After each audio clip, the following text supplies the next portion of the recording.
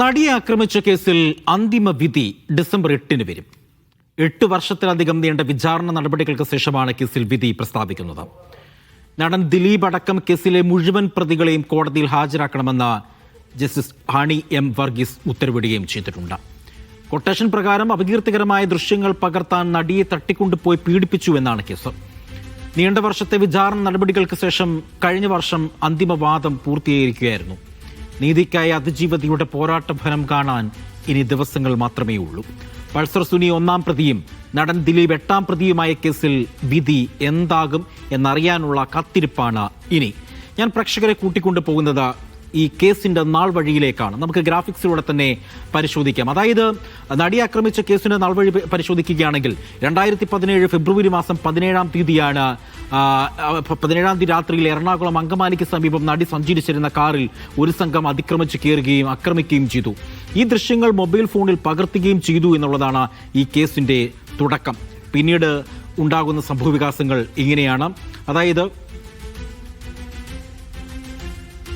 2017 ഫെബ്രുവരി 23-ാം തീയതി ഈ കേസുമായി ബന്ധപ്പെട്ട് പൾസർ സുനിയും കേസിലെ മറ്റൊരു പ്രതിയുമായ വിജീഷ് കോടതിയിൽ കീഴടങ്ങുകയാണ്. അതിനുശേഷം പിന്നീട് 2017 ജൂലൈ മാസം 10-ാം തീയതി നടൻ ദിലീപിനെ അന്വേഷണ സംഘം അറസ്റ്റ് ചെയ്യുകയാണ്. നീണ്ട ചോദ്യം ചെയ്യലിനൊടുവിലാണ് ആലുവയിൽ നിന്നും നടൻ ദിലീപിനെ, ആലുവ പോലീസ് ക്ലബിൽ നിന്നും നടൻ ദിലീപിനെ അറസ്റ്റ് ചെയ്യുന്നത്. പിന്നീടാണ് കേസിന്റെ നാൾവഴികൾ. അതായത് 85 ദിവസത്തെ ജയിൽവാസത്തിനു ശേഷം 2017 ഒക്ടോബർ മാസം 3-ാം തീയതി ഹൈക്കോടതി ദിലീപിന് ജാമ്യം അനുവദിക്കുകയാണ്. അതിനുശേഷം ഉണ്ടായ സംഭവം ഇങ്ങനെയായിരുന്നു. അതായത് 2017 നവംബർ മാസം 22-ാം തീയതി അന്വേഷണ സംഘം അങ്കമാലി മജിസ്ട്രേറ്റ് കോടതിയിൽ കുറ്റപത്രം സമർപ്പിക്കുന്നു. ഈ കുറ്റപത്രം സമർപ്പിച്ചതിനു ശേഷം പിന്നീടുണ്ടായത് 2017 നവംബർ മാസം 22-ാം തീയതി 650 പേജുള്ള കുറ്റപത്രത്തിൽ നടൻ ദിലീപ് കേസിലെ 8-ാം പ്രതിയാണ്. പിന്നീടുണ്ടായ സാഹചര്യം ഇങ്ങനെയാണ്. അതായത് 2018 ഫെബ്രുവരി മാസത്തിൽ കേസിന്റെ വിചാരണ എറണാകുളം ജില്ലാ സെഷൻസ് കോടതിയിലേക്ക് മാറ്റുകയാണ് ചെയ്തത്. അതായത് ഈ സമയത്തൊക്കെ തന്നെ വലിയ തരത്തിലുള്ള ആരോപണങ്ങളൊക്കെ ഉണ്ടായിരുന്നു. 2018 ഫെബ്രുവരി മാസം കേസിന്റെ വിചാരണ എറണാകുളം ജില്ലാ സെഷൻസ് കോടതിയിലേക്ക് മാറ്റുന്നു. 2019 ഫെബ്രുവരിയിൽ വിചാരണയ്ക്ക് വനിതാ ജഡ്ജിയെ നിയോഗിക്കണമെന്ന് നടിയായ അതിജീവിത ആവശ്യപ്പെടുകയാണ്.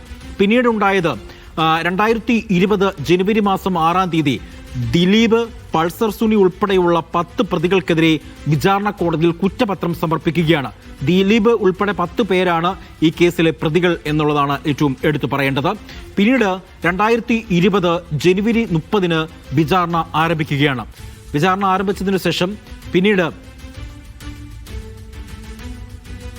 2020 October 28 justice Honey M Varghese പക്ഷാപാതപരമായി പെരുമാറിയെന്ന് അതിജീവിത ഹൈക്കോടതിയിൽ പറയുകയാണ്.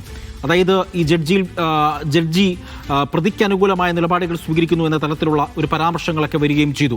2020 ഒക്ടോബർ മാസം 28-ാം തീയതി ഹൈക്കോടതി അതിജീവിതയുടെ ഈ ആക്ഷേപം പൂർണ്ണമായും തള്ളിക്കളഞ്ഞു. പിന്നീട് സംഭവിക്കുന്നത് 2024 ഡിസംബർ 11-ാം തീയതി എറണാകുളം പ്രിൻസിപ്പൽ സെഷൻസ് കോടതിയിൽ അന്തിമവാദം തുടങ്ങുകയാണ്. ഈ കേസുമായി ബന്ധപ്പെട്ട അന്തിമവാദം തുടങ്ങുകയാണ്.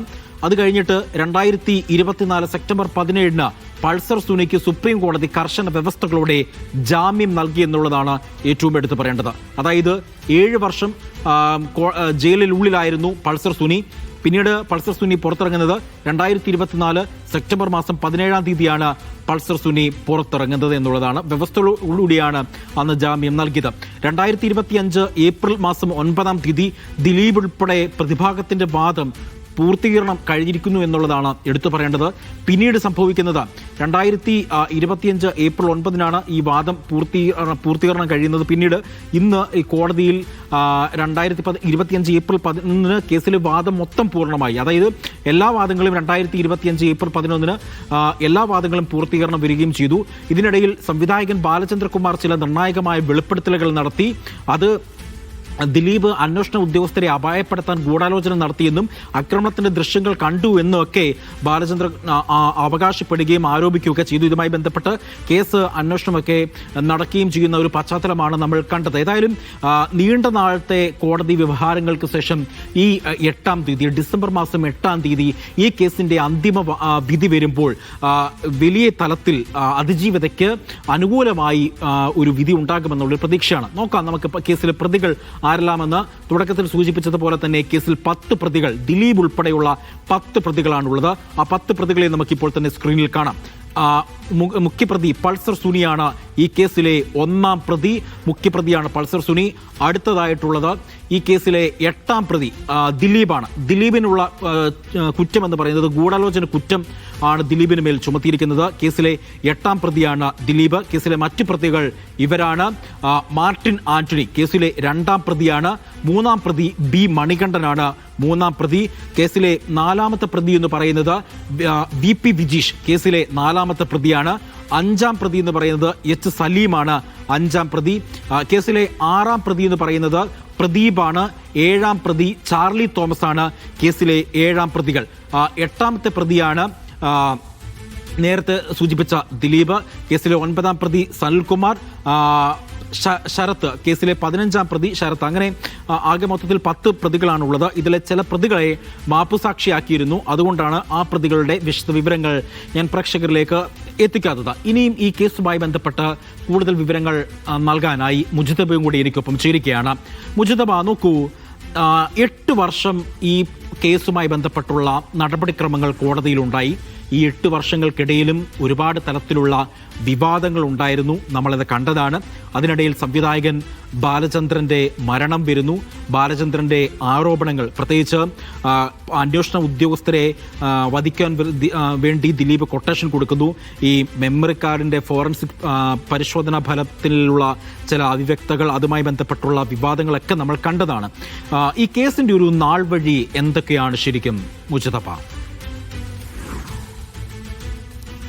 അജി, 2017 ഫെബ്രുവരി 17 ഒരു രാത്രി എറണാകുളം നഗരത്തിലൂടെ, കൊച്ചി നഗരത്തിലൂടെ ഓടിക്കൊണ്ടിരിക്കുന്ന ഒരു യാത്രയിൽ ആ കാറിൽ യാത്ര ചെയ്തിരുന്ന നടി അതിക്രൂരമായ ബലാത്സംഗത്തിനും പീഡനത്തിനും ഇരയായിക്കൊണ്ടിരിക്കുകയായിരുന്നു. അന്ന് ഒരു രാത്രി മുഴുവൻ ഇങ്ങനെ കറങ്ങി ഒരു വിജനമായ ഒരു സ്ഥലത്ത് ഉപേക്ഷിക്കുകയും പിന്നീട് അന്ന് പുലർച്ചെ കേരളം ഞെട്ടിയുണരുമ്പോൾ ഈ വാർത്ത കേൾക്കുകയും അതിനനുസരിച്ച് പിന്നീട് വലിയ കോലാഹലങ്ങളിലേക്ക് നയിക്കുകയും ചെയ്തൊരു കേസാണ്. ഇതിൻ്റെ സമയാസമയമുള്ള ഡെവലപ്മെൻറ്റുകൾ എന്ന് പറയുന്നത് ഒരു നീണ്ട 8 വർഷത്തെ 8.5 വർഷത്തെ 2017 മുതൽ ഇങ്ങോട്ട് നോക്കുകയാണെങ്കിൽ ഇതിപ്പോൾ 2025 അവസാനം നവംബർ മാസത്തോട് അടുത്തിരിക്കുന്നു. ഒരു 8 വർഷവും 9 മാസവും എന്നുള്ള സമയം എന്ന് പറയുന്നത് ദൈർഘ്യമേറിയ ഒരു കാലയളവാണ്. പ്രത്യേകിച്ച് മാനസികമായി വലിയ ആഘാതത്തിലൂടെ, പ്രതിസന്ധിയിലൂടെ കടന്നുപോയ ഒരു സർവൈവറെ സംബന്ധിച്ച് അവരനുഭവിച്ചു പോയ ഒരു വലിയ മാനസികാഘാതത്തെക്കുറിച്ച്, അവർ ഒരു നീതിയുടെ പോരാട്ടത്തിന് വേണ്ടി അവർ അനുഭവിച്ച ഈ വിഷയത്തെ ഏത് വിധേനയും നിയമപരമായി അതിൻ്റെ ഏതറ്റം പോയും നേരിടുമെന്ന വളരെ ധൈര്യപൂർവ്വമുള്ള ഒരു സമീപനത്തെക്കുറിച്ചൊക്കെ നമ്മൾ കഴിഞ്ഞ മണിക്കൂറുകളിൽ സംസാരിച്ചതാണ്. എന്തായാലും ഈ വിഷയത്തിൽ വളരെ സുപ്രധാനമായ ഘട്ടങ്ങളിലൂടെ, അതിസങ്കീർണമായ നാൾവഴികളിലൂടെ കടന്നുപോയ ഒരു കേസാണ്. നോക്കൂ, നമ്മളിപ്പോൾ ചർച്ച ചെയ്യുന്ന സമീപകാലത്ത് സിനിമാ നയം പോലെയുള്ള കുറേയധികം കാര്യങ്ങൾ ഡെവലപ്പ് ചെയ്യുന്നതിലേക്ക് വരെ എത്തിച്ച ഒരു കേസിന്റെ തുടക്കം എന്ന് വേണമെങ്കിൽ ഇതിനെ നമുക്ക് വിശേഷിപ്പിക്കാം. ഹേമ കമ്മിറ്റി റിപ്പോർട്ട് ഉടലെടുക്കുന്നത് തന്നെ, അത്തരം ചർച്ചകളിലേക്ക് കാര്യങ്ങൾ പോകുന്നത് തന്നെ ഈ നടി ആക്രമിക്കപ്പെട്ട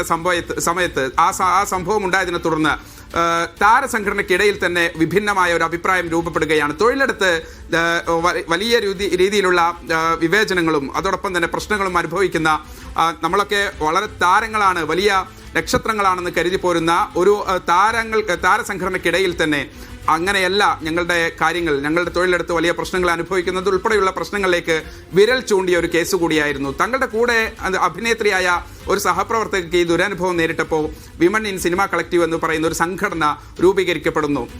ഈ സംഘടനയുടെ അമ്മയുടെ തലപ്പത്തിരിക്കുന്ന പല പ്രമുഖരുടെയും മുഖത്ത് നോക്കി ഞങ്ങൾക്ക് ചിലത് പറയാനുണ്ട്, ഈ സിനിമാ സംഘടന ഇങ്ങനെയല്ല ഇടപെടേണ്ടത്, പല പ്രശ്നങ്ങളും ഉണ്ടായപ്പോൾ ഇങ്ങനെയല്ല ഇവർ സമീപിച്ചതെന്നതുൾപ്പെടെയുള്ള കാര്യങ്ങൾ ചൂണ്ടിക്കാണിച്ച ഒരു വിഷയം കൂടിയാണ് ഈ കേസ് എന്ന് പറയുന്നത്. അതവിടെ ഇരിക്കട്ടെ. ഹേമ കമ്മിറ്റി റിപ്പോർട്ടും അതിൻ്റെ റിപ്പോർട്ടിൻ്റെ കേസും മറ്റു നിയമ നടപടികളുമൊക്കെ ഒരു ഭാഗത്ത് പുരോഗമിക്കുകയാണ്.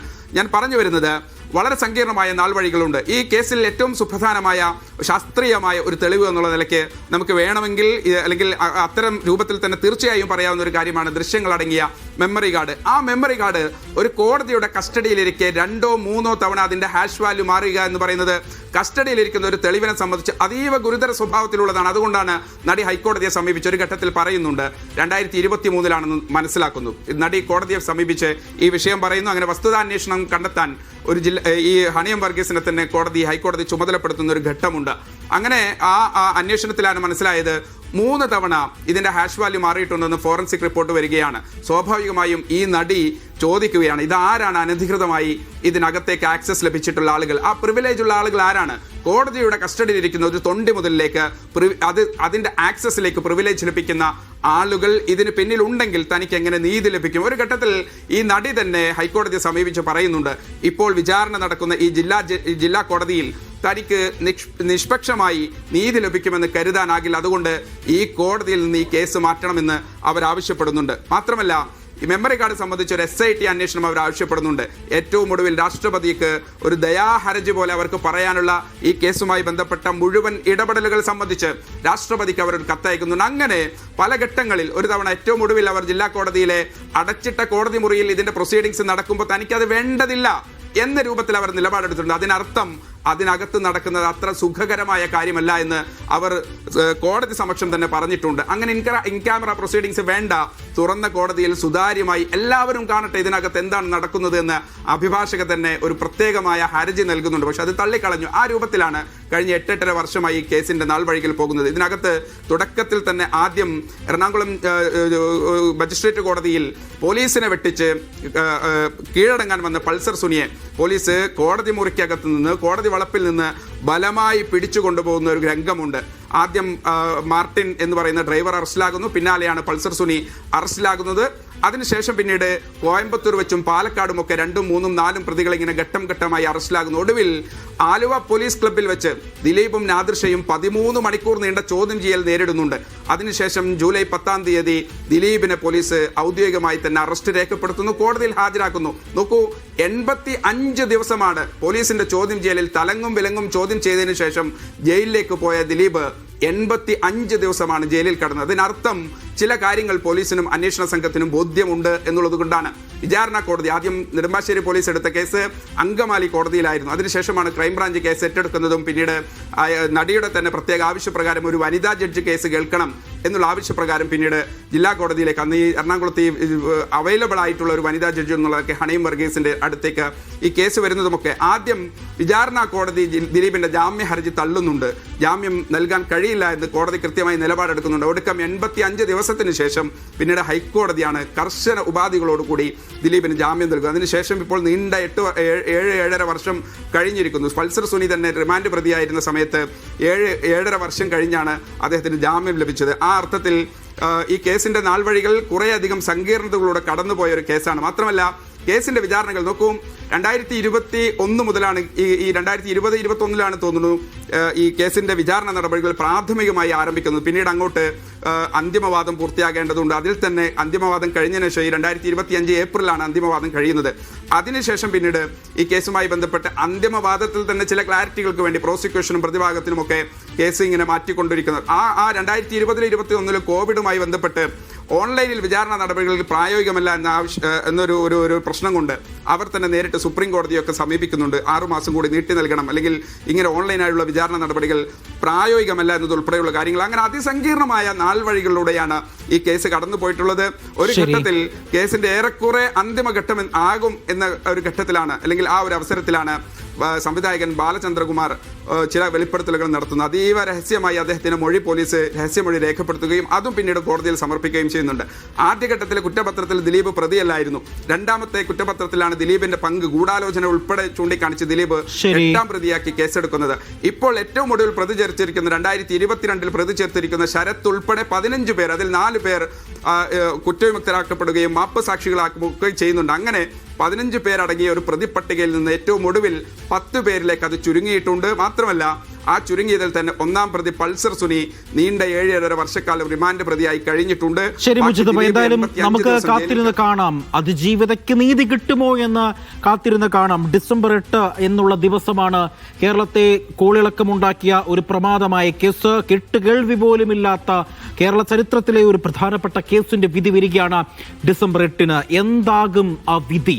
കാത്തിരിക്കുകയാണ് നിങ്ങളെപ്പോലെ ഞാനും.